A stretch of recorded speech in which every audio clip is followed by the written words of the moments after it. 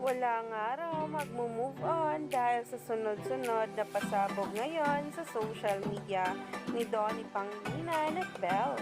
Pero ito nga guys, sa mga kaganapan sa I1TFC shooting nila para pa rin sa promo nila sa kanilang upcoming teleserye na Can't Buy Me Love, ay agaw atensyon nga talaga ang mismong napansin ng maraming bula at ng mga netizens.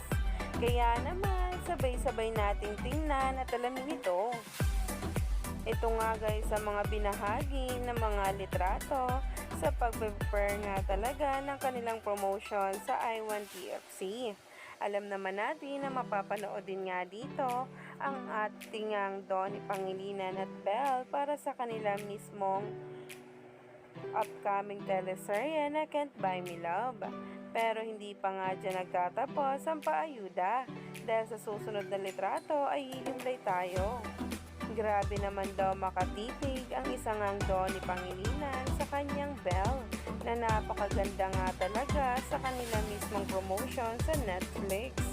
Alam din naman natin na talaga nga namang malakas nga ang chemistry at samahan ng Don Belle at talagang inaabangan na nga lang daw ang pag-amin ng kanilang relasyon. Pero talaga nga namang kinakikiligan ngayon kung ano man meron ito kahit di man nila sabihin.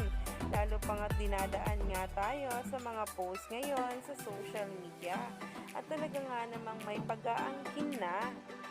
Kaya naman, stay tuned lang tayo for more updates tungkol mismo kay Donnie Pangilinan at Belle Mariano sa mga susunod na araw.